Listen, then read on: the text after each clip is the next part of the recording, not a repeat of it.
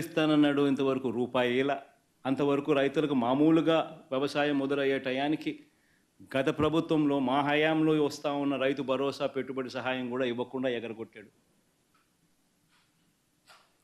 రైతులకు పెట్టుబడికి సహాయం పోయింది, రైతులకు ఉచిత పంటల బీమా ఎగిరిపోయింది, రైతులకు ఈ క్రాపింగ్ లేదు.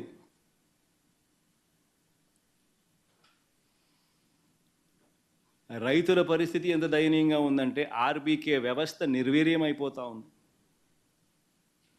మళ్ళీ క్యూలు కనిపిస్తూ ఉన్నాయి. వ్యవసాయ సలహా మండళ్ళు రద్దయిపోయినాయి.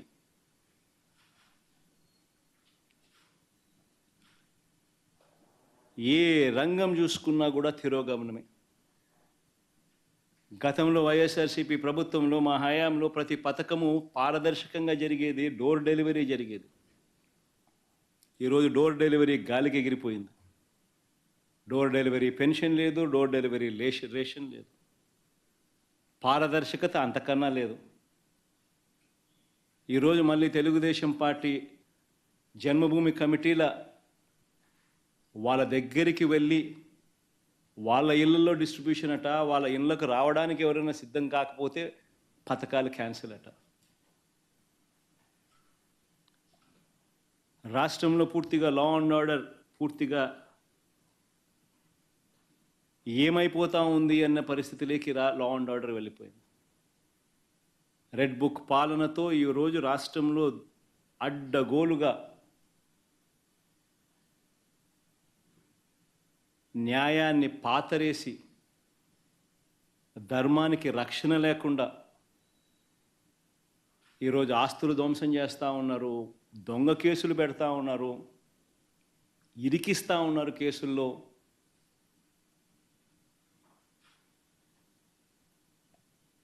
ఇష్టం వచ్చినట్టుగా రాజ్య పరిపాలన చేస్తూ ఉన్నారు. అన్ని రకాలుగా ఫెయిల్ అయిపోయిన ఈ ప్రభుత్వం చివరికి ప్రతి అతుగులోనూ డైవర్షనే, ప్రతి అడుగులోనూ డైవర్షనే.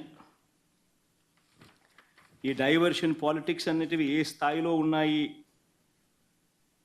అనేది ఒకసారి గమనిస్తే ఆశ్చర్యం కలిగించే విధంగా ప్రతి అడుగులోనూ డైవర్షనే కనిపిస్తాయి. ఎందుకనంటే ఒకసారి గమనిస్తే ఇదే పెద్ద మనిషి చంద్రబాబు నాయుడు గారి హయాంలో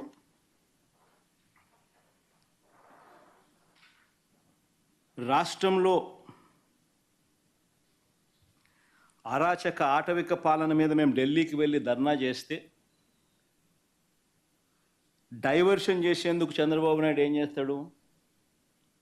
అదే రోజు మదనపల్లెకు చాపర్ పెట్టి మదనపల్లిలో ఫైల్స్ కాలిపోయాయి అంటే అదే పనిగా పంపిస్తాడు, అక్కడి నుంచి టాపిక్ డైవర్ట్ చేసేందుకు. రాష్ట్ర వ్యాప్తంగా కూడా రెసిడెన్షియల్ స్కూల్స్లో కానీ, ఐఐటీలో కానీ, హాస్టల్లో కానీ, కాలేజీల్లో ఫుడ్ పాయిజన్ జరిగి ఈవెన్ గోరుముద్ద కార్యక్రమంలో కూడా ఫుడ్ పాయిజనింగ్ జరిగి పిల్లలందరూ కూడా అన్యాయమైన పరిస్థితిలో ఫుడ్ బాగా లేదు అని చెప్పి కనిపిస్తూ ఉన్న పరిస్థితుల్లో డైవర్షన్ పాలిటిక్స్ ఏమంటాడు? చంద్రబాబు ప్రమాణ స్వీకారానికి 30 ఏళ్ళంటూ సెలబ్రేషన్స్తో డైవర్షన్ అంటాడు.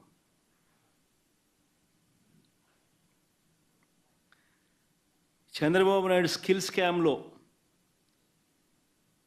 అరెస్టులు, చంద్రబాబు నాయుడును తాను చేసిన స్కాముల్లో అరెస్ట్ చేశారని,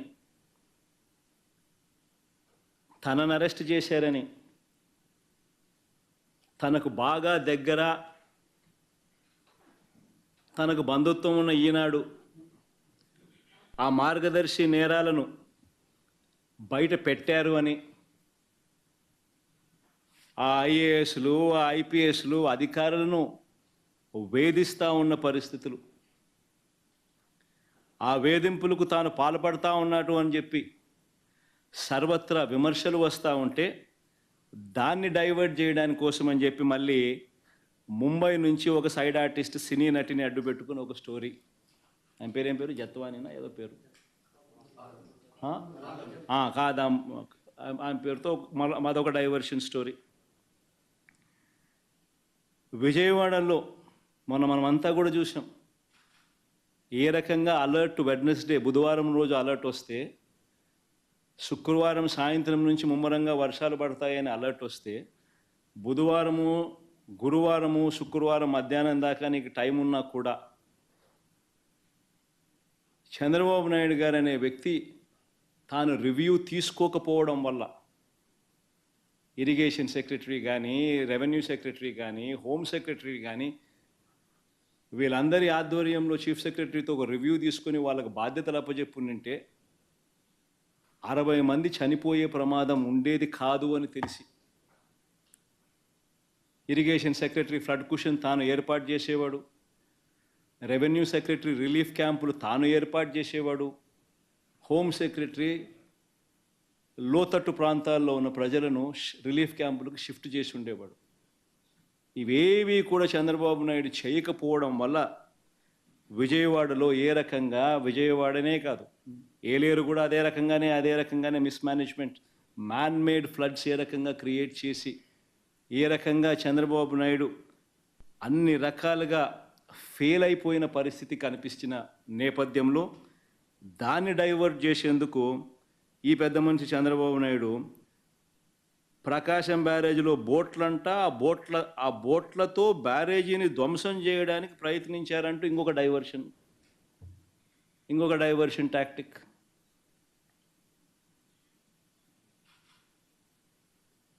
అసలు ఆ బోట్లన్నీ అక్కడ ఎందుకున్నాయి? ఆయన చేస్తూ ఉన్న ఇసుక మాఫియాలో భాగంగా ఆ బోట్లు ఆయన అక్కడ పెట్టుకున్నాడు. ఈ వాటర్ ఫ్లోకు బోట్లు కొట్టుకొని వచ్చాయి. మరి ఆయన 4 నెలల కాలంలో ఆయన పెట్టుకున్న బోట్లు కొట్టుకొని వచ్చి ఆ బోట్ల వల్ల ప్రకాశం బ్యారేజీ మునిగిపోతుందంట. అది ఇంకొక డైవర్షను. విశాఖపట్నం స్టీల్ ప్లాంట్ అమ్మకం మీద కూడా కొత్త మెడికల్ కాలేజీలో ప్రైవేట్ పరం చేసేయాలన్న స్కాముల ఆలోచన మీద, వాటి మీద కూడా ఆందోళన జరుగుతూ ఉంటే ముగ్గురు సీనియర్ అధికారుల మీద సస్పెన్షన్ వేటు వేస్తూ అది ఇంకొక డైవర్షన్.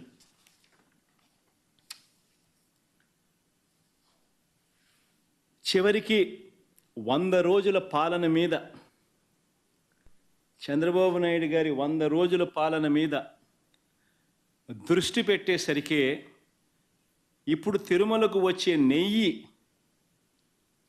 కల్తీ జరిగిందంటూ ఇంకో డైవర్షన్. ఇది నిజంగా అన్నిటికన్నా ఇంకా ఆశ్చర్యం కలిగించే పెద్ద డైవర్షన్. ఎందుకనంటే చంద్రబాబు నాయుడు అనే వ్యక్తి ఎంత దుర్మార్గుడు, ఎంత అన్యాయస్తుడు అని అంటే, నిజంగా దేవుడిని కూడా రాజకీయాల కోసం వాడుకోగలగాలి అని ఆలోచన చేయగలిగిన వ్యక్తి ప్రపంచ చరిత్రలో ఎవడు ఉండడు. ఇంత అన్యాయస్తుడు ప్రపంచ చరిత్రలో ఎవడు ఉండడు. దేవుడు ని రాజకీయాల కోసం ఉపయోగించుకోవాలి అని ఆలోచన చేయగలిగిన దుర్మార్గమైన మనస్తత్వం ఒక చంద్రబాబు నాయుడు గారికి మాత్రమే ఉంటాయి. నిజంగా ఇది ఎంత దారుణమైన డైవర్షన్ పాలిటిక్స్ అంటే, ఒకవైపున 100 రోజులు చంద్రబాబు నాయుడు గారి పరిపాలన మీద ప్రజలందరూ కూడా చంద్రబాబు నాయుడు మీద కోపం వెలుపుచుతూ ఉన్నారు. ఏమైనా మా సూపర్ 6లు, ఏమైనా మా సూపర్ 7లు అని చెప్పి ప్రజలు నిలదీస్తూ ఉన్నారు. ఇలాంటి నేపథ్యంలో ప్రజల మనసును డైవర్ట్ చేసేందుకు చంద్రబాబు నాయుడు చేస్తూ ఉన్న అతి దుర్మార్గమైన ఆలోచన ఈ కట్టుకథ. నిజంగా ఈ కట్టుకథ ఎంత దుర్మార్గము అనేది నేను మీ అందరికీ కూడా ఒక కొద్ది నిమిషాలు మీ టైంలో ఇస్తే నేను ఎక్స్ప్లెయిన్ చేస్తా. మీరే ఆలోచన చేయమని చెప్పి కూడా మిమ్మల్ని అందరినీ కూడా నేను కోరుతా ఉన్నా. ఇంత దుర్మార్గపు పని చేయగలుగుతారా ఎవరైనా? చేయడం ధర్మమేనా అని అందరూ ఆలోచన చేయమని అడుగుతా ఉన్నా. ఎందుకనంటే కారణం ఏమిటనంటే, ఈరోజు తిరుమలకు స్వామివారికి వచ్చే ఈ నెయ్యి, ఈ తిరుమలకు వచ్చే ఈ నెయ్యి చంద్రబాబు నాయుడు గారు అన్న మాటలు దీనికి సంబంధించి, ఈ నెయ్యిలో కల్తీ జరిగింది అంటూ తాను అన్న మాటలు నిజంగా ఎంత దారుణమైన మాటలు అంటే, నాసరికమైన ఇంగ్రీడియంట్స్ వాడారని, తిరుపతి లడ్డులో యానిమల్ ఫ్యాట్ గీక్ బదులు వాడినారని, ఇదే పెద్ద మనిషి చంద్రబాబు నాయుడు ముఖ్యమంత్రి హోదాలో ఉంటూ ఒక ముఖ్యమంత్రిగా తాను మాట్లాడిన మాటలు ఇవి. నిజంగా ఒక ముఖ్యమంత్రిగా ఉన్న వ్యక్తి ఈ మాదిరిగా అబద్ధాలు ఆడడం ధర్మమేనా? కొన్ని కోట్ల మంది వెంకటేశ్వర స్వామి భక్తులు దేశవ్యాప్తంగా కాదు ప్రపంచవ్యాప్తంగా ఉన్నారు. వారందరి మనోభావాలను తో ఆడుకోవడం ధర్మమేనా? నిజంగా అసలు ప్రొసీజర్ ఏంది, ప్రక్రియ ఏంది, ఎలా జరుగుతుంది అన్నది నిజంగా కూడా అందరూ ఒక్కసారి ఆలోచన చేయాలి. ఈరోజు ఈ నెయ్యి సప్లై చేసే ఈ కార్యక్రమం ఏదైతే జరుగుతూ ఉందో, ఇదేదో కొత్తగా జరిగే కార్యక్రమం కాదు. ఇది ప్రతి 6 నెలలకు ఒకసారి ఇది రొటీన్గా రెగ్యులర్గా జరిగే కార్యక్రమం. ప్రతి 6 నెలలకు ఒకసారి ఆన్లైన్లో టెండర్లు పిలుస్తారు. ఆ ఆన్లైన్లో పిలిచిన టెండర్లకు ఆధారంగా కంపెనీలు కోట్ చేస్తాయి. L1 ఎవరికి వస్తారో వాళ్ళని బోర్డు అప్రూవ్ చేస్తుంది. ఇది రొటీన్గా 6 నెలలకు ఒకసారి రొటీన్గా జరిగే కార్యక్రమం. మరి రొటీన్గా జరిగే ఈ కార్యక్రమం ఏదైతే ఉందో, దీనికి సంబంధించి ఆ క్వాలిఫికేషన్ క్రైటీరియా ఇటువంటివన్నీ కూడా కొత్తగా మార్చింది ఏమీ ఉండదు. ఎవడు మార్చేది ఏమీ లేదు, కొత్తగా మార్చింది అంతకన్నా లేదు. ఎప్పటి నుంచో జరుగుతున్న ఈ క్వాలిఫికేషన్ క్రైటీరియా తిరుమల తిరుపతికి సంబంధించిన వెంకటేశ్వర స్వామికి సంబంధించిన లడ్డు అనేది ఎంత ప్రసిద్ధి కాంచిన లడ్డు అంటే, దానికి సంబంధించిన లడ్డు తయారీలో వాడే ఈ నెయ్యి కానీ వాడే ఇంగ్రీడియంట్స్ కానీ ఇవన్నీ కూడా దశాబ్దాలుగా జరుగుతూ ఉన్నాయి. ఇవన్నీ ప్రొక్యూర్మెంట్ ప్రాసెస్ అనేది ఇదేం కొత్తగా ఎవడు వచ్చి చేసేది ఏమీ లేదు, ఎవడు కొత్తగా దాంట్లో ఏలు పెట్టేది లేదు. రొటీన్గా జరిగే ఈ కార్యక్రమం, ఈ రొటీన్గా జరిగే ఈ కార్యక్రమం 6 నెలలకు ఒకసారి రొటీన్గా జరిగే కార్యక్రమంలో ఎవరు L1గా వస్తారో వారికి ఇస్తారు. మరి ఎవరు సప్లై చేసినా కూడా, మరి ఎవరికి L1గా వస్తారు, ఎవరు సప్లై చేసినా కూడా వాళ్ళు ప్రతి ఒక్కరూ కూడా వారు సప్లై చేసిన ప్రతి ట్యాంకర్తో పాటు, వెరీ ఇంపార్టెంట్ ఈ పాయింట్, వాళ్ళు సప్లై చేసిన ప్రతి ట్యాంకర్ నెయ్యితో పాటు వాళ్ళు NABL సర్టిఫై చేసిన సంస్థ నుంచి, అంటే NABL అంటే నేషనల్ అక్రెడిటేషన్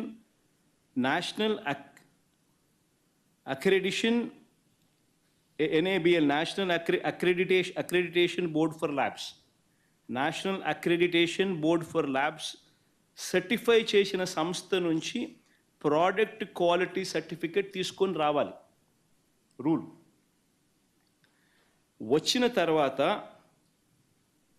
ఇక్కడ TTDలో ఆ ట్యాంకర్లో నుంచి 3 శాంపుల్స్ తీసుకొని 3 రిపోర్ట్స్ పాస్ కావాలి. ఇది routine process, compulsory process for anybody.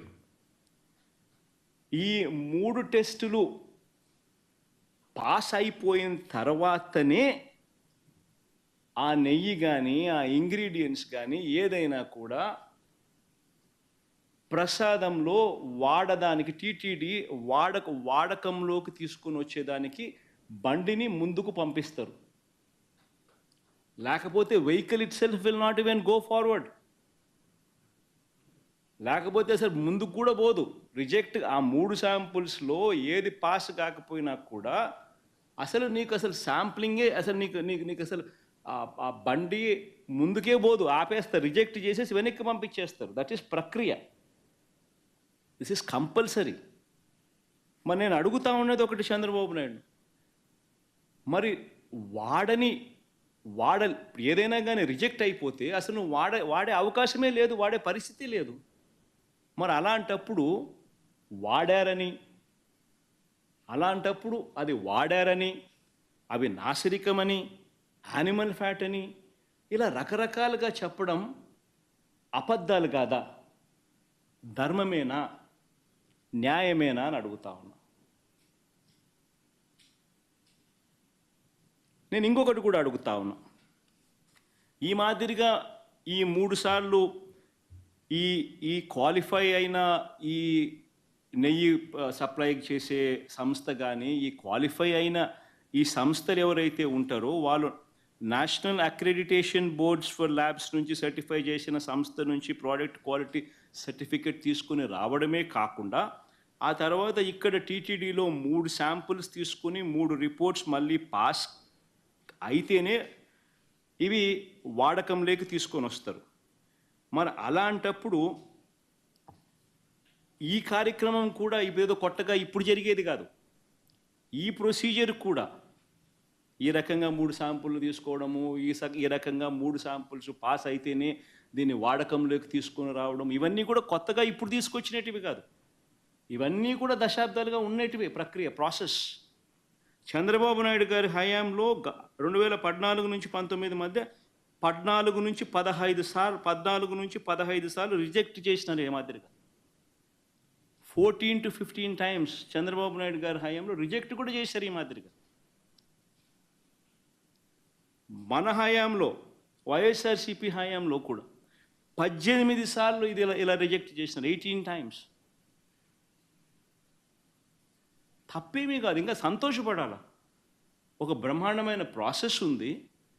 ఆ ప్రాసెస్ ఎంత గట్టిగా పనిచేస్తూ ఉంది అని అంటే, ప్రతి ట్యాంకరు వచ్చిన తర్వాత 3 సార్లు ఆ శాంపుల్స్ టెస్ట్ చేసి దాంట్లో ఉన్న పదార్థాలను 3 శాంపుల్స్ దాన్ని టెస్ట్ చేసి 3 టెస్టులు పాస్ అవుతేనే దానికి యాక్సెప్ట్ చేస్తూ లోపలికి పంపించే కార్యక్రమం చేస్తారు అన్న ఒక మంచి రోబస్ట్ ప్రాక్టీస్ అనేది ఏదైతే ఉందో, ఆ రోబస్ట్ ప్రాక్టీస్ను దాన్ని నువ్వు బ్రహ్మాండమైన ప్రాక్టీస్ ఉంది అని చెప్పి సంతోషపడాల్సింది పోయి, గొప్పగా ప్రాక్టీస్ ఉందని చెప్పి ప్రపంచానికి చెప్పాల్సింది పోయి, మనం చేస్తూ ఉన్న పని ఏమిటి?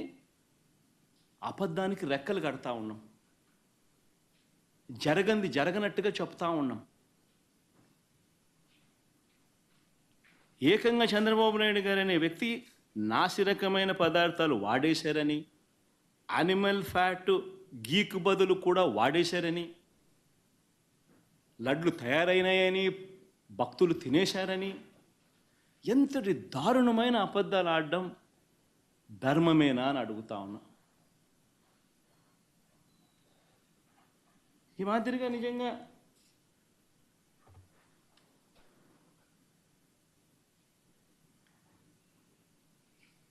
ఆశ్చర్య కలిగించే విషయం ఇంకొకటి చెప్పాలి. అసలు ఈ రిపోర్టు, రిజెక్ట్ అయిన రిపోర్టు మొట్టమొదటిసారి జూలై 12వ తారీఖున, అంటే ఎవరి హయాంలో, ఎవరు ముఖ్యమంత్రి?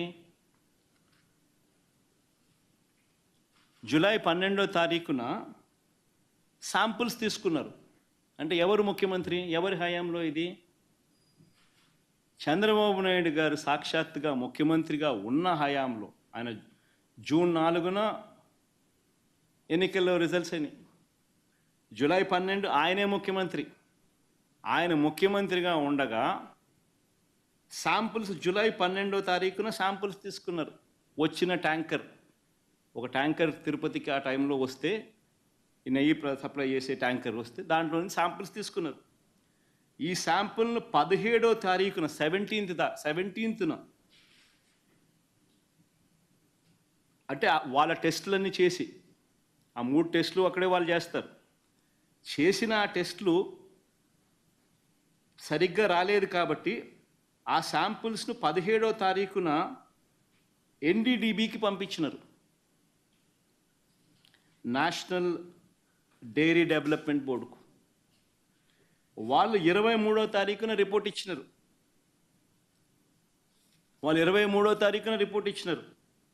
జూలై 23న. అవును, రిజెక్ట్ అయింది.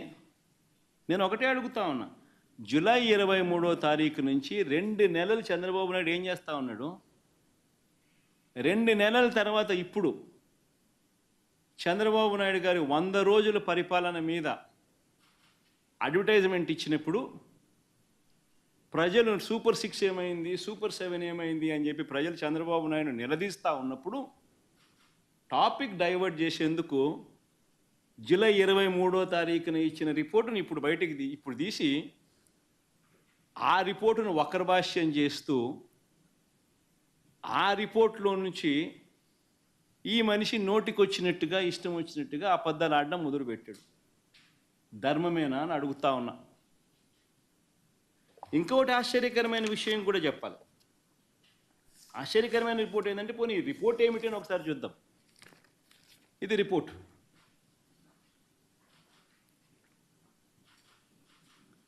ఈ రిపోర్ట్ చూస్తే ఈ రిపోర్ట్లో కూడా ఏమని కనిపిస్తూ ఉంది?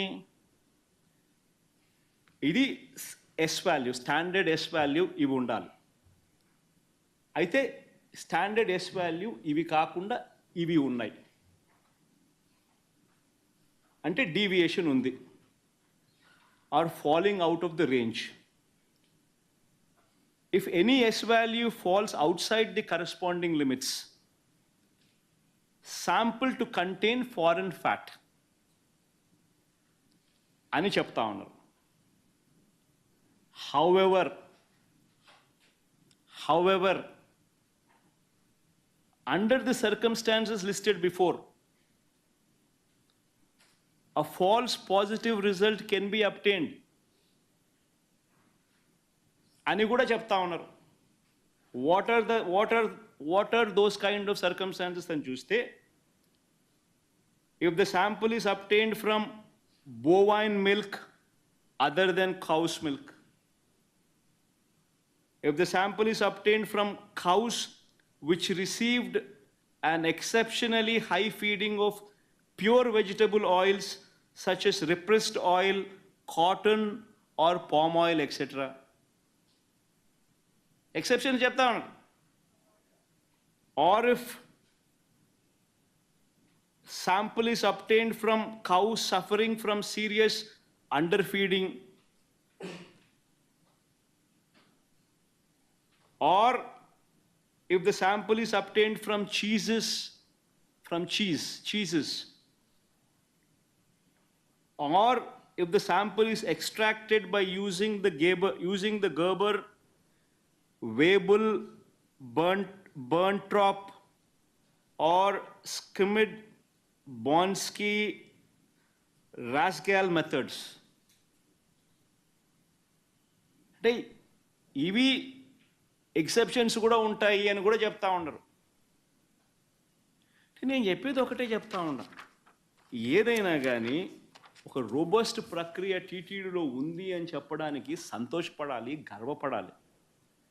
టీటీడీ అన్న దేవాలయం అన్నది, టీటీడీలో తయారయ్యే లడ్డు అన్నది, స్వామివారికి దగ్గర తయారయ్యే ఈ కార్యక్రమం అనేది ప్రసిద్ధి కాంచిన గొప్ప పరిణామం అని చెప్పాలి.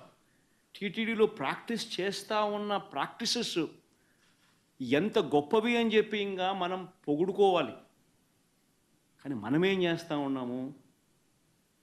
ఒక రోబస్ట్ ప్రక్రియ ఉంటే ప్రతి వెహికల్ను సప్లై చేసే ప్రతి వెహికల్ వాళ్ళ సర్టిఫికేట్ తీసుకొని రావడమే కాకుండా, టీటీడీ ఆ ప్రతి వెహికల్లో నుంచి 3 శాంపుల్స్ తీసి ఆ శాంపుల్స్ పాస్ అవుతేనే నీకు లోపలికి పోయేదానికి పర్మిషన్ ఇస్తూ టీటీడీలో లడ్లు తయారు చేయడానికి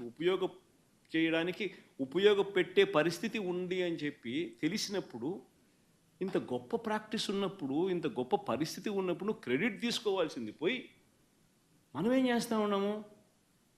అబద్ధానికి రెక్కలు కడతా ఉన్నాం. రెక్కలు కడుతూ ఇవన్నీ శాంపుల్స్ ఇవన్నీ టెస్టుల్లో ఫెయిల్ అయినా కూడా వాడేసినారు, లడ్ల కింద తయారీ చేసేసినారు, ప్రజలకై భక్తులకై పంచిపెట్టినారు, భక్తులు అలాంటి లడ్లు తిన్నారు అనే ఒక ముఖ్యమంత్రి స్థానంలో ఉన్న వ్యక్తి టీటీడీ వెంకటేశ్వర స్వామి గుడిని అపవిత్రత పాలు చేస్తూ అక్కడ తయారు చేసే ప్రక్రియను అభాస్పాలు చేస్తూ మన గుడిని, మన వెంకటేశ్వర స్వామిని మనం తగ్గించుకుంటున్నాం.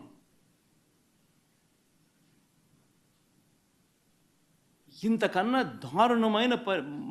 దారుణమైన పరిస్థితులు ఎప్పుడైనా రాష్ట్ర చరిత్రలో ఎక్కడైనా జరుగుతాయా? ప్రతి ఒక్కరు కూడా దీని గురించి ఆలోచన చేయాలని చెప్పి నేను అడుగుతా ఉన్నా. వీళ్ళు చెప్పే మరో దుష్ప్రచారం, కర్ణాటక మిల్క్ ప్రొడ్యూసర్స్ ఫెడరేషన్ కేఎంఎఫ్కు ఉద్దేశపూర్వకంగానే ఆ కంపెనీ బ్రాండ్ నందినికి నెయ్యి కాంట్రాక్ట్ ఇవ్వలేదని ఆరోపిస్తున్నారు. ఆశ్చర్యకరమైనది. టెండర్లు పిలుస్తారు, ఎవరైనా పార్టిసిపేట్ చేయొచ్చు. ఇదే చంద్రబాబు నాయుడు గారి హయాంలో 2015 నుంచి 2018 అక్టోబర్ వరకు కేఎంఎఫ్కు చెందిన బ్రాండ్ ఎందుకు లేదని అడుగుతా ఉన్నారు.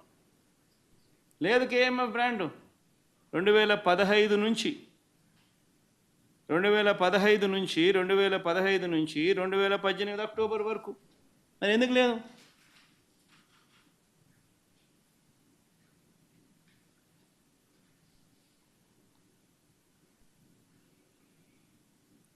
ఇంకొకటి ఆశ్చర్యకరమైన విషయం, ND national dairy development board report July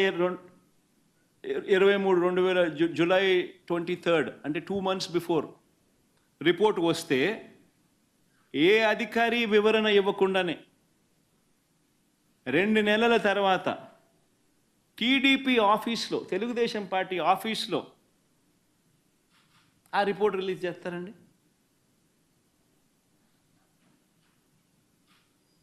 అదే 100 రోజుల ఈయన పాలన మీద అడ్వర్టైజ్మెంట్ ఇచ్చిన రోజు.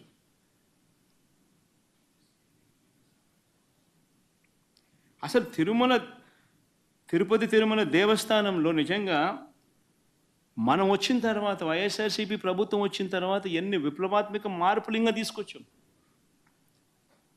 అక్కడ ఉన్న ల్యాబ్స్ని ఇంకా మనం స్ట్రెంథన్ చేసాం.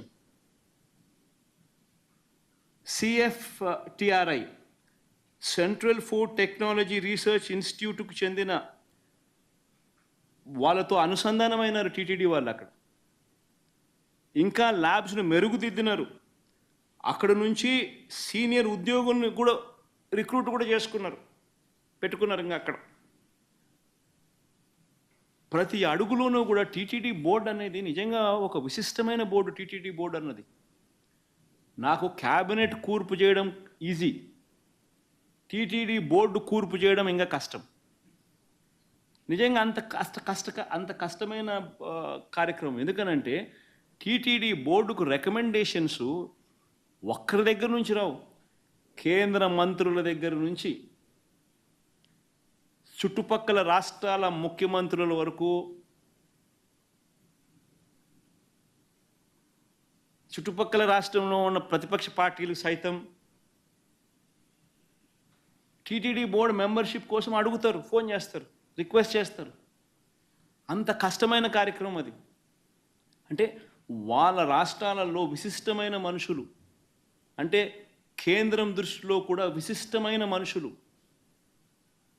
ఇంపార్టెంట్ పీపుల్, ప్రసిద్ధి కాంచిన మనుషులు, ఇటువంటి వాళ్ళందరూ బోర్డులో సభ్యులు అవుతారు. ఆ బోర్డు కూర్పు చూస్తే అటువంటి విశిష్టమైన వాళ్ళందరూ బోర్డులో సభ్యులు. వాళ్ళందరూ రాటిఫై చేస్తారు దీన్ని. ఈ టెండర్ల ప్రక్రియను రాటిఫై చేసేది board. Government of Andhra Pradesh does not get involved in TTD matters. It's autonomous body. The board takes decisions. ఇటువంటి ప్రసిద్ధిగాంచిన మనుషులు ఉన్న board they ratify these decisions. It's a beautiful practice. TTD అనేది ఒక బ్యూటిఫుల్ ప్రాక్టీస్, గొప్ప వ్యవస్థ, ఒక గొప్ప ప్రాక్టీస్ అందులో ఉంది. బియాండ్ ఎనీ డౌట్స్, బియాండ్ ట్రాన్స్పరెన్సీకి పెద్దపీట వేస్తూ కేవలం దేవునికి మంచి చేయడం ఎలా అన్న ఒకే ఒక్క మైండ్ సెట్తో పనిచేసే మనుషులు అక్కడ బోర్డు మెంబర్స్గా ఉంటారు. అటువంటి వాళ్ళు చేస్తారు. ఈవెన్ టీటీడీ బోర్డు మెంబర్ గురించి వైవి సుబ్బారెడ్డి గురించి కూడా మాట్లాడాల్సి వస్తే 45 సార్లు ఆయన అయ్యప్ప మాలకు పోయినాడు తెలుసా. 45 సార్లు పైన ఆయన అయ్యప్ప మాల వేసుకున్నాడు ప్రతి సంవత్సరం. అంతకన్నా గొప్ప వ్యక్తి ఎవడన్నా టీటీడీ బోర్డు మెంబర్ కాగలుగుతాడో చెప్పండి? అంతకన్నా భక్తుడు ఎవడైనా ఉంటాడో చెప్పండి? 45 సార్లు టీటీడీ మా అయ్యప్ప మాల వేసుకొని, అది స్వాముల్లో కూడా ఏంది సూపర్ స్వామి, గురుస్వామి స్టేజ్.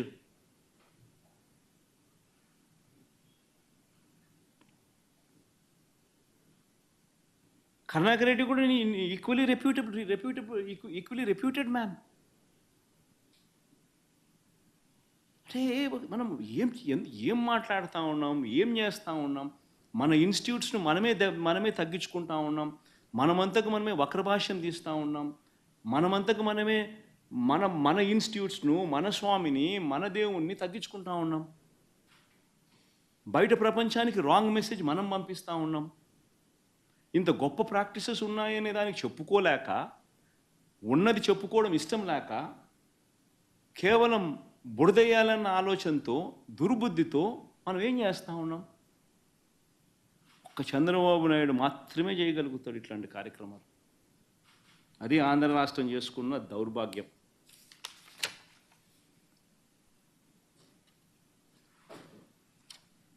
నిజంగా టీటీడీలో వైఎస్ఆర్సీపీ వచ్చిన తర్వాత జరిగిన అనేక మంచి కార్యక్రమాలు, ఒకటి కాదు, రెండు కాదు, అనేక మంచి కార్యక్రమాలు జరిగాయి. వైఎస్ఆర్సీపీ ప్రభుత్వం వచ్చిన తర్వాతే నవనీత సేవ మొదలుపెట్టాం. దీనికోసం ఈ నవనీత సేవ మొదలైంది. దీనికోసం స్వచ్ఛమైన నేయి తయారీకి కొండ మీద ప్రత్యేక గోశాలను కూడా పెట్టాం. శ్రీవారి ఆలయంలో అర్చకుల జీతాలు రెట్టింపు చేశాం. ఇంకా ప్రసాదాలు తయారు చేసే పాటు కార్మికులకు సర్వీస్ క్రమబద్ధీకరించడంతో పాటు వారి జీతాలు కూడా పెంచడం జరిగింది వైఎస్ఆర్సీపీ హయాంలోనే. చంద్రబాబు దేవాలయాలను కూల్చేస్తే దేశవ్యాప్తంగా జీర్ణ వ్యవస్థలో ఉన్న ఆలయాలను పునరుద్ధరణ కార్యక్రమం కూడా చేసింది వైఎస్ఆర్సీపీ హయాంలోనే. అమరావతిలో ఆలయాన్ని కట్టినా అది వైఎస్ఆర్సీపీనే. వైజాగ్లో ఆలయాన్ని కట్టినా అది వైఎస్ఆర్సీపీనే. భువనేశ్వర్లో ఆలయం కట్టినా అది వైఎస్ఆర్సీపీనే. హైదరాబాదులో జూబ్లీ హిల్స్లో ఆలయాన్ని కట్టినా అది వైఎస్ఆర్సీపీనే. జమ్మూ కాశ్మీర్, చెన్నైలో కూడా ఆలయాలు కట్టినా అది వైఎస్ఆర్సీపీనే. ఇవన్నీ కట్టింది వైఎస్ఆర్సీపీ హయాంలోనే, చంద్రబాబు హయాంలో కాదు. చివరికి అమెరికాలో కూడా ఆలయ నిర్మాణానికి మా హయాంలోనే టీటీడీ సహకరించింది.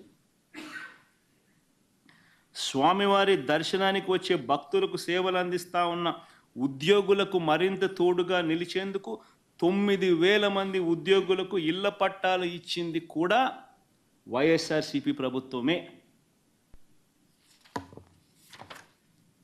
వైఎస్ఆర్సీపీ హయాంలోనే. చంద్రబాబు హయాంలో కనీసం 1 సెంటు కూడా ఆ టీటీడీలో పనిచేస్తూ ఉన్న ఎంప్లాయీస్ 1 సెంటు స్థలం అయిపోద్దు ఇవ్వడానికి ఆయనకు మనసు రాల.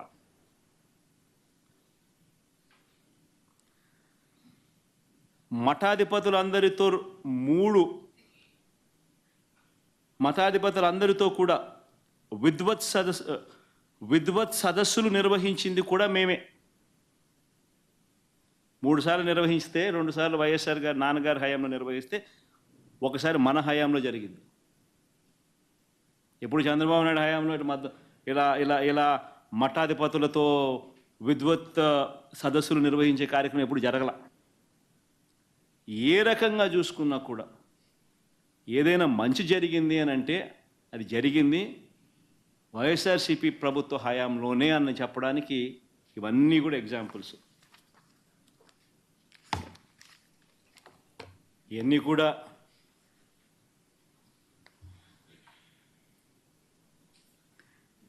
నాలుగు మాటలు ఇంగ్లీష్లో కూడా చెప్తా. ఎందుకనంటే ఇష్యూని ఎంత పెద్ద చేసి పెడుతున్నారనంటే వీళ్ళంతా ఆశ్చర్యం కలిగించే విధంగా ఒక అబద్ధానికి రెక్కలు కట్టి ఏ రకంగా వీళ్ళు దుష్ప్రచారం చేస్తూ ఉన్నారంటే ఆ నేషనల్ టీవీ ఛానల్స్ కూడా ఒక్కొక్కసారి నేను చూస్తూ ఉన్నప్పుడు ఆ నేషనల్ టీవీ ఛానల్స్ కూడా వాళ్ళకు తెలిసి చేస్తూ ఉన్నారో తెలియకుండా చేస్తూ ఉన్నారో నాకు కూడా బాధ అనిపించింది. ఎందుకనంటే ఒక గొప్ప వ్యవస్థ వెంకటేశ్వర స్వామి వ్యవస్థను రోడ్డు మీదకి తీసుకొచ్చే కార్యక్రమం చేస్తూ ఉన్నారు. ఏ తప్పు జరగకపోయినా కూడా తప్పు జరిగినట్టుగా చూపించి మన రాష్ట్ర పరువును వెంకటేశ్వర స్వామి దేవాలయ పరువును బజారుకిడ్చే కార్యక్రమం జరుగుతూ ఉంది. కాబట్టి ఇంగ్లీష్లో కూడా నాలుగు మాటలు చెప్పి నేషనల్ టీవీ ఛానల్స్ కూడా జరుగుతూ ఉన్న విషయాల గురించి అవగాహన కల్పించాల్సిన అవసరం ఉంది. నిజంగా ఇది ప్రైమ్ మినిస్టర్కు లేఖ రాస్తాం, దీని తర్వాత సుప్రీంకోర్టు చీఫ్ జస్టిస్ గారికి కూడా లేఖ రాస్తాం. దీని తర్వాత చంద్రబాబు నాయుడు గారు అనే వ్యక్తి తన రాజకీయ యావ కోసం దురుద్దేశంతో తిరుమల తిరుపతి వెంకటేశ్వర స్వామి ఆలయాన్ని భ్రష్టు పట్టించే విధంగా తాను మలాయిన్ చేసే కార్యక్రమం చేయడం ధర్మమేనా, దీని మీద ఎంక్వైరీ జరగాలి, చంద్రబాబు నాయుడు గారికి అక్షింతలు పడాలి అని చెప్పి కూడా లేఖ రాస్తాం.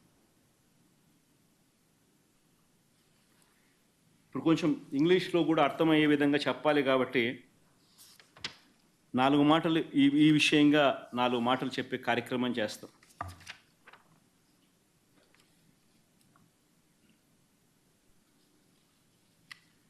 This so-called controversy concerning our temple is very unfortunate. The worst part is, why did Chandrababu Naidu resort to such practices? Why did he stoop down to this level? Just today he is advertised in his newspaper, advertised in the newspapers, so-called newspapers supporting him, about his 100 days of regime. He knows very well that during the course of these 100 days, Chandrababu Naidu failed on every promise what he made to the people during his election campaign. He failed on every campaign, he failed on every promise that is mentioned in the manifesto. In the manifesto, he spoke about Super 6. In the manifesto, he spoke about Super 7. And after 100 days, he stands in a situation where people are cursing him for not delivering on those promises. And to divert people's attention from this act of his, he had stooped down to the extent of tarnishing the image and reputation of our temple. In fact, the most unfortunate thing is, TTD board is a very renowned board. It comprises of people from all over the country. People with high stature, people who've been recommended by the central ministers, people who've been recommended by the chief ministers of neighboring states. All of them become party to the board. All of them are the members of the board. Such is the reputation of TTD board. And what has actually happened here is just a routine practice which has been twisted for political gains. See, this process is not new. Every 6 months, TTD routinely calls for tenders. Routinely, people who have been selected as L1 will be awarded the contract of supply of these materials for these preparation of these supply of these ingredients in preparation of these laddus or any such things. This is a routine process. The criteria of qualification and these kind of things were not set recently. They've been in existence for decades. Not that it's come out of the blue only in recent years. No, not so. This is a routine process, online tendering process, where anybody who fits into this qualification is free to participate in these tenders online. And if he qualifies, he becomes L1. And it is ratified by the board. It's as simple as that. Now coming to the procedure. Now coming to the practices which are in store. Every company which is qualified, if they were to supply any ingredients, any tanker, they would have to ensure that every tanker what they supply would have to be carrying NABL certificate, National Accreditation Board for Labs certificate, whatever this board, National NABL certify, whatever certificate these people give them, that certificate on product quality would have to be obtained with every tanker these people bring. And the process doesn't stop there. When these people come, when this tanker comes with this particular accompanied certificate, then after that, TTD also mandatorily conducts 3 tests, collecting 3 samples from every tanker. This is mandatory, compulsory. And all the 3 tests conducted by TTD, only when they pass out, then only then the tanker is good to go into the temple and where the ingredients could be used to make laddus or laddus or different kinds of prasadams, what will later be distributed to the devotees. If any tanker fails on any of these tests, even if one test goes wrong, the tanker is stopped. Tanker is not permitted to go inside. Forget about anything else. Forget about consumption. It is not even permitted to go inside. It is rejected. This is the practice in TTD. And this is not something new. This has been going on for decades. This is a robust practice which is in place. And unfortunately, because of this practice which is in place, yet the chief minister chose to speak lies. This is the most unfortunate thing. Even during Chandrababu's regime, during 2014 to 19, 14 to 15 times, tankers were rejected during his regime as well. And during our regime also, 18 times, 2019 to 24, 18 times samples were rejected. Tankers were stopped. They were not permitted to go in. It's a normal practice, compulsory testing practice. Somebody would have to go through the process of this testing, and only after they clear the testing process, the vehicle is permitted to go inside. This is a normal practice. Even in this particular case, when the rejection took place, when was the sample collected? It was collected on July 12th. Who was the chief minister then? On July 12th. It was Chandrababu Naidu who was the chief minister on July 12th when the sample was collected. And then the sample was tested, rejected. Then a sample on 17th was also sent to NDDB, which is also routine practice. Then the report came from NDDB on 23rd of July. So from 23rd of July till now, which is 2 months,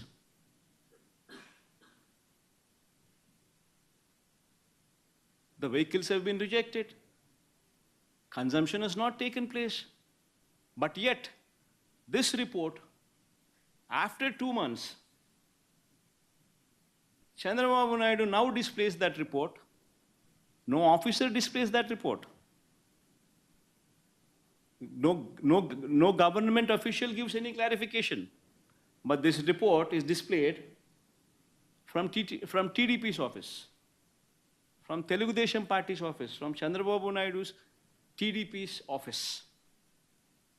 And just when? On the 100th day of his governance, when people are trying to question him on why he had failed on the manifesto promises, when people are questioning him sincerely, to divert the topic, this man from TDP's office delivers the certificate.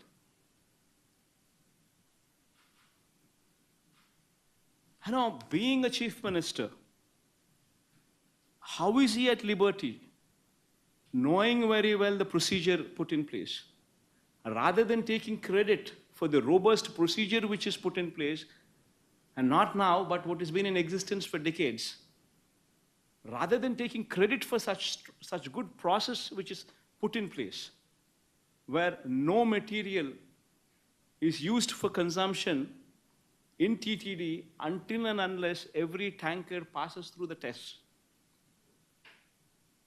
Rather than taking credit for that, this man, Chandrababu Naidu, intentionally makes statements of Nasirakam ingredients, meaning to say ingredients of lower quality. Meaning to say, he also went ahead to add animal fat was used instead of ghee. Such derogatory remarks from a chief minister, intentionally misleading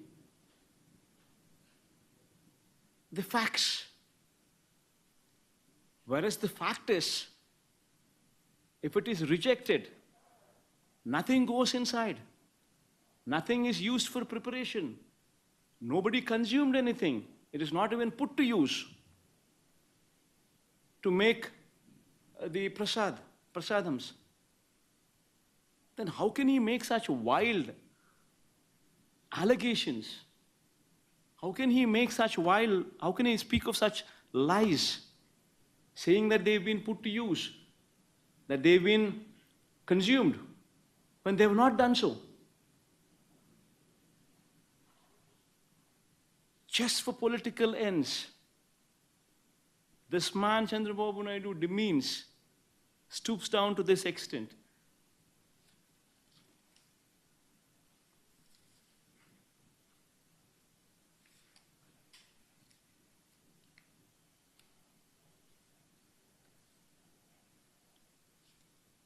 In fact, this is one particular clarification that the entire national media, I urge them to please carry this clarification. Because what Chandrababu Naidu has done is something what is not right. And what national media also unknowingly carrying the news item what they're doing is also not right. Please project the facts. Please understand the facts. Please know for yourself what has happened.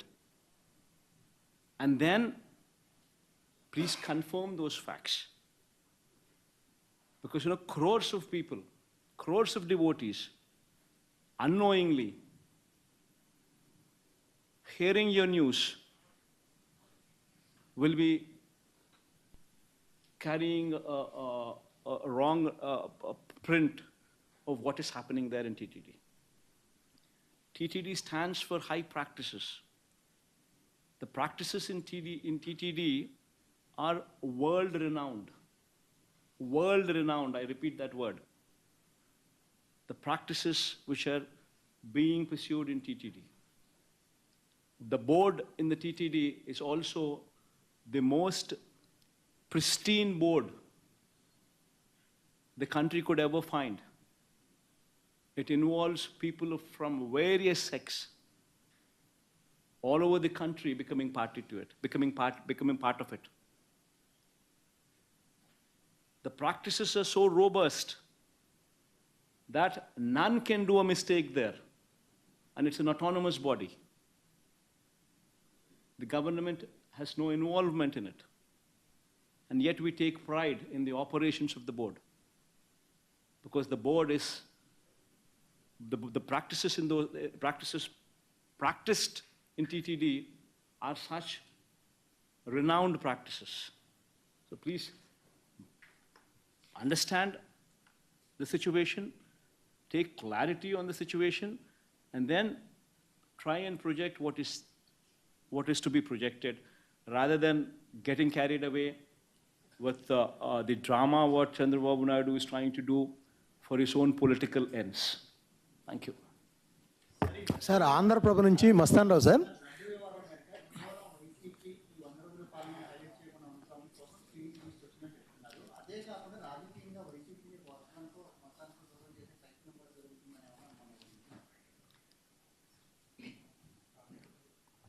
పేరు Ramesh, unfortunate Ramesh, ఏం చేద్దాము, రాక్షసులతో యుద్ధం చేస్తూ ఉన్నాం.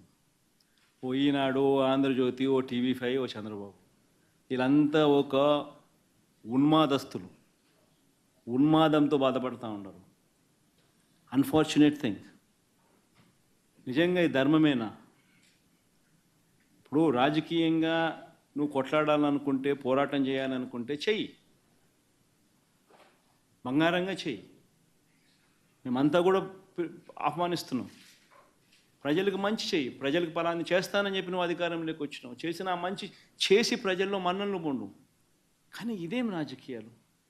ఒక అబద్ధాన్ని సృష్టించడం, ఆ అబద్ధాన్ని అమ్మడం, ఆ అబద్ధం ద్వారా మనుషుల మీద బురద జల్లడం, ఎంతమటుకు ధర్మం ఇది? సార్ ఇప్పుడు మీరు అధికారంలో ఉన్నప్పుడు మీ మీద డిక్లరేషన్ ఇవ్వలేదని, అన్యమత ప్రచారం కొండ మీద జరిగిందని, మీరు ప్రసాదం తీసుకునే విషయం కానీ, ఆర్టీసీ టికెట్ల వెనకాల జెరూసలేం అని ముద్రించడం కానీ, మీ కుటుంబంతో సహా బ్రహ్మోత్సవాలకు వెళ్ళి వస్త్రాలు సమర్పించలేదని రకరకాలుగా ట్రోల్ చేశారు. ఇప్పుడు మీరు అధికారం పోయి ప్రతిపక్షంలోకి వచ్చిన తర్వాత యానిమల్ ఫ్యాట్ గతంలో మీ హయాంలో జరిగిందని, అదేవిధంగా విజిలెన్స్కి సంబంధించి వందల కోట్ల రూపాయలు టీటీడీలో అక్రమాలు జరిగాయని చేస్తున్నారు. ఇదంతా ఎలా చూస్తారు? అంటే మీరు క్రిస్టియన్ అని ఈ విధంగా వాళ్ళు పాల్పడుతున్నారా, లేదా ఒక బలమైన పార్టీని దెబ్బతీయడానికి చేస్తున్నారా? ఇప్పుడు నేను చెప్పినటువన్నీ నిజాలా అబద్ధాలా అన్నది మీరంతకు మీరే. నేను మీ అందరికీ కూడా ఒకటే విజ్ఞప్తి చేస్తా ఉన్నా. నేను మాట్లాడే ప్రతి మాట నిజమా అబద్ధమా అని మీరే వెరిఫై చేసుకోండి. నేను మాట్లాడే ప్రతి మాట లాజిక్గా మాట్లాడుతున్నానా లేదా అనేది మీరే వెరిఫై చేసుకోండి.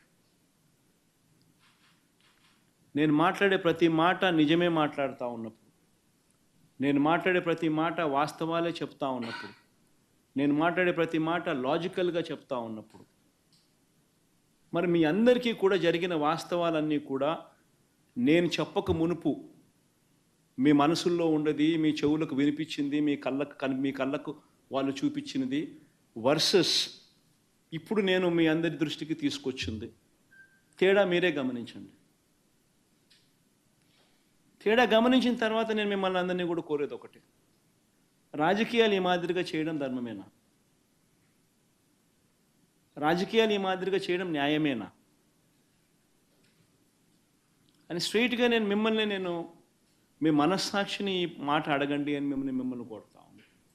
Ask yourself, is this how you want politics to be? అడగండి. ధర్మం కాదు, న్యాయం కాదు. రాజకీయాలు చేయాలనుకుంటే ఏదైనా స్ట్రైట్గా చేద్దాం. సార్, మెడికల్ కాలేజీని ప్రైవేట్ పరం చేయడం అంతా స్కామ్ ఉందని అంటున్నారు. ఎలాంటి స్కామ్ ఉందని మీరు? మెడికల్ కాలేజీలు నిజంగా కూడా 8,400 కోట్లకు సంబంధించిన బడ్జెట్కి అయ్యే ఖర్చులో ఆల్రెడీ స్థలాలు ప్రొక్యూర్ చేసినారు, అయిపోయింది. 2,400 కోట్ల రూపాయలు పెట్టుబడులు కూడా పెట్టడం జరిగింది. బిల్డింగులన్నీ కూడా చాలా చోట్ల అడ్వాన్స్డ్ స్టేజ్లో ఉన్నాయి. 5 చోట్ల మెడికల్ కాలేజీలు ఆల్రెడీ స్టార్ట్ అయిపోయినాయి. ఇంకొక 5 చోట్ల పూర్తిగా ఈ సంవత్సరము మనం కట్టిన బిల్డింగులు చూపిస్తే వాళ్ళు సీట్లు ఇచ్చే పరిస్థితి కూడా రెడీగా వాళ్ళు ఆల్రెడీ చెప్పడం జరిగింది. మరి అటువంటి పరిస్థితిలో ఉన్న ఈ మెడికల్ కాలేజెస్ను, గవర్నమెంట్ మెడికల్ కాలేజెస్ను నువ్వు అమ్మేయడానికి సిద్ధపడితే, ప్రైవేటైజ్ చేయడానికి సిద్ధపడితే దాని అర్థం ఏంది? అసలు ప్రైవేట్ మెడికల్ కాలేజెస్ అన్నది నువ్వు స్కాములు చేసి నీ దగ్గర వాళ్ళకు నువ్వు అమ్మాలనుకునే ఒక స్కామ్ చేయడం ధర్మమేనా? అసలు ప్రతి జిల్లాలోనూ ఒక మెడికల్ కాలేజ్ వస్తే దానివల్ల జరిగే మంచి ఏమిటి తెలుసా? ప్రతి జిల్లాలోనూ ఒక సూపర్ స్పెషాలిటీ హాస్పిటల్ వస్తుంది, టెరిషరీ కేర్ ఇంప్రూవ్ అవుతుంది. ఎప్పుడైతే ప్రతి జిల్లాలోనూ ఒక సూపర్ స్పెషాలిటీ హాస్పిటల్ గవర్నమెంట్ రంగంలో ఎప్పుడైతే కాంపిటేటివ్గా ఉంటుందో, అప్పుడు ప్రైవేట్ రంగంలో ఉన్న వాళ్ళు ఇష్టం వచ్చిన రేట్లు వేసి ప్రజలను ఇబ్బందులు పాలు చేసే కార్యక్రమం చేయలేరు. ఎందుకంటే గవర్నమెంట్ రంగంలో ఉన్న ఈ సూపర్ స్పెషాలిటీ హాస్పిటల్, ఈ మెడికల్ కాలేజు, ఈ మెడికల్ కాలేజ్ ఏదైతే ఉందో that will become the super speciality hospital which is going to be competitive. ఈ కాంపిటీషన్ అనేది ఎప్పుడైతే ఉంటుందో అప్పుడు ఈ ప్రైవేట్ హాస్పిటల్స్ ఇష్టం వచ్చిన రేట్లు ఛార్జ్ చేసి పేదవాడిని ఇబ్బందులు పాలు చేసే కార్యక్రమం జరగదు. అది ఒక అడ్వాంటేజ్ అయితే, రెండో advantage the number of seats it will add. ప్రతి మెడికల్ కాలేజు 150 సీట్లు అదనంగా యాడ్ అవుతాయి. ఇందులో ఈ అదనంగా యాడ్ అయ్యే ఈ ప్రతి మెడికల్ కాలేజ్ సీటు ఆ హాస్పిటల్లోనే ఖర్చు అవుతుంది. ఆ హాస్పిటల్కే పెడతారు, ఆ మెడికల్ కాలేజ్ కోసమే ఖర్చు పెడతారు. ఆ కాలేజ్ బతుకుతుంది, ప్రైవేట్తో గొప్పగా కాంపిటీషన్ నిలబడగలుగుతుంది, పిల్లలకు మేలు జరుగుతుంది, ప్రజలకు మేలు జరుగుతుంది. అలాంటిదాన్ని నువ్వు నీ స్కాముల కోసం అమ్మాలనుకోవడం ఎంత మటుకు ధర్మం?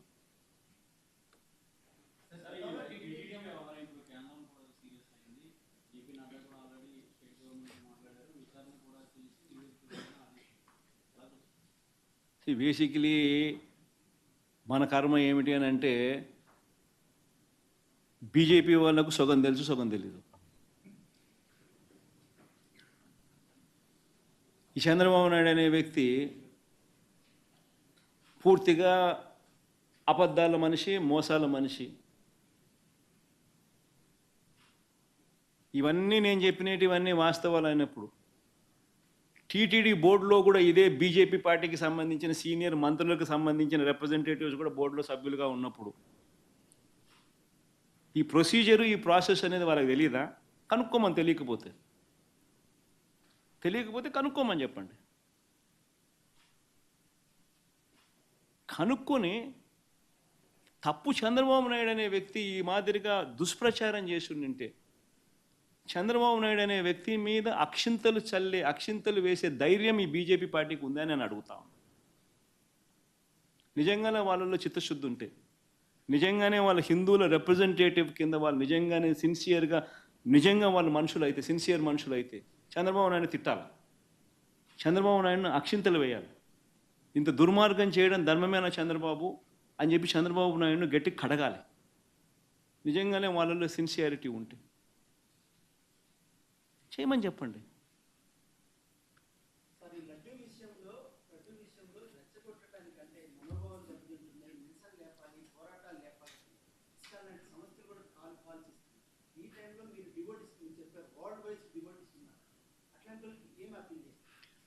తెలియని వాళ్లకు ఏం జరుగుతూ ఉందో మిస్లీడ్ అయిపోయినప్పుడు ఎవరికైనా కానీ భావోద్వేగాలు పెరుగుతాయి.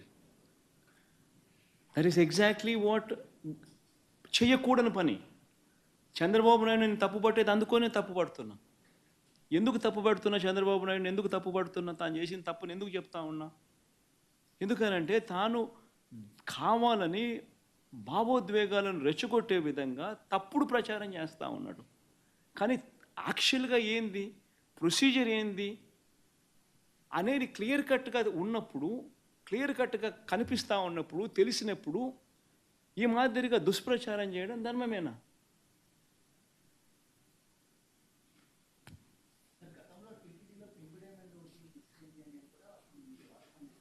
రమేష్,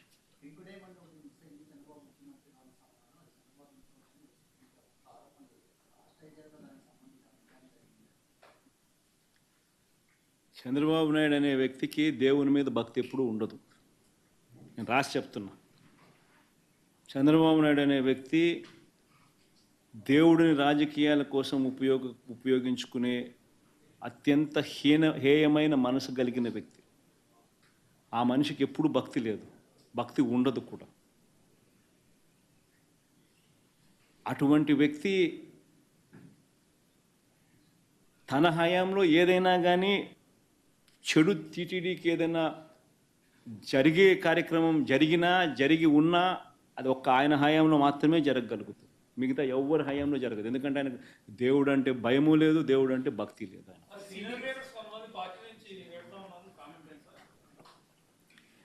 ఎవరు పోతా ఉన్నారమ్మా? సీనియర్ లీడర్ పోతా ఉన్నాడు.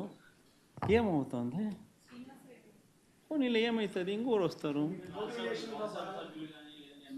దుర్గా, అల్టిమేట్గా ఒకటి గుర్తుపెట్టుకోవాల్సింది ఏంటంటే దుర్గా, ఎప్పుడైనా కూడా ఒకటి గుర్తుపెట్టుకో,